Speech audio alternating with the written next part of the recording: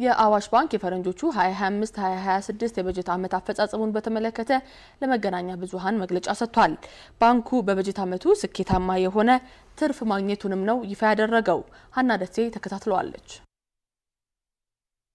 አዋሽ ባንክ በ2018 በጀት ዓመት ከ40 ቢሊዮን ብር በላይ ያልተጣራ ትርፍ ማግኘቱን አስታወቀ። አዋሽ አክሲዮን ማህበር የዘንድሮውን በጀት ዓመት አፈጻጸም በተመለከተ ለመገናኛ ብዙሃን መግለጫ የሰጠ ሲሆን በበጀት ዓመቱ ከ40 ቢሊዮን ብር በላይ ያልተጣራ ትርፍ ማግኘቱን አስታውቋል። የአዋሽ ባንክ ያልተጣራ ትርፍ ከፕሮቪዥንና ታክስ በፊት ወደ 40 ቢሊዮን የሆነበት ዓመት ነው።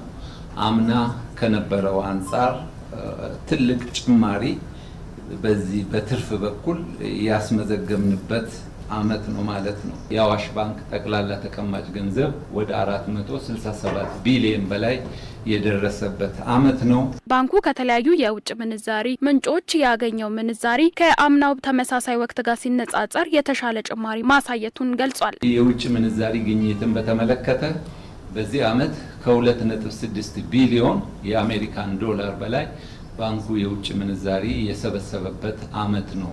ይሄ ዓመት አምና ከነበረው በላይ ወደ 635 ሚሊዮን ዶላር ጭማሪ ያስመዘገብንበት ዓመት ነው። ባንኩ የደንበኞቹን ቁጥር ከ17 ሚሊዮን በላይ ማድረሱን ያስታወቀ ሲሆን ለተለያዩ ሴክተሮችና ለበርካታ ዜጎች የብድር አገልግሎት መስጠት መቻሉንም ጠቁሟል። ለተለያዩ ሴክተሮች የሰጠነው ብድር ወደ 53 ቢሊዮን ያደገበት ነው።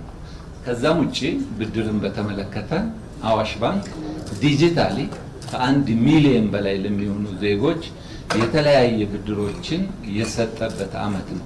የተበላሸ ብድር መጠን ከ2% በታች የሆነበት ዓመት ነው። ብድርና ተቀማጭ ገንዘብ ጥምረትን ስናይ ወደ 58% ነው። ይሄም ባንካችን በጣም ሊኩዊድ ብዙ ገንዘብ የያዘ ባንክ መሆኑን ያሳያል። ባንኩ የደንበኞቹን ፍላጎት ለማርካትና አገልግሎቱን ለማስፋት የተለያዩ ቅርንጫፎችን በሀገር ውስጥና በጎረቤት ሀገራት ጭምር ለመገንባት ማቀዱን አስታውቋል።